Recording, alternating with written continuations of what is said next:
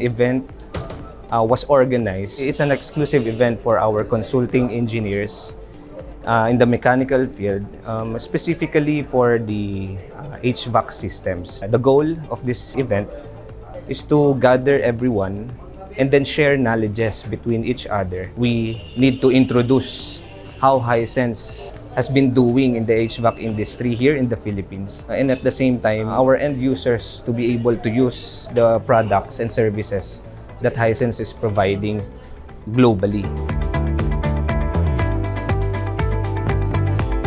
Hisense is a corporation founded in 1969. It's already 54 years old.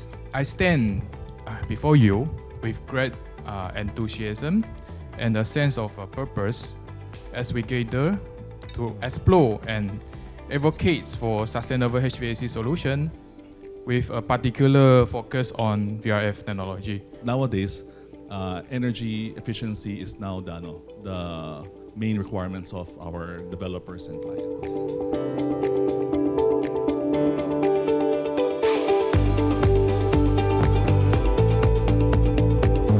I hope we can widen our network, not only for Metro Manila, but for the whole Philippines as well.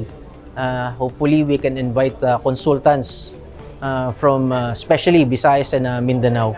Yes, looking forward, hopefully Hisense will continue to grow, be more well-known in the HVAC industry.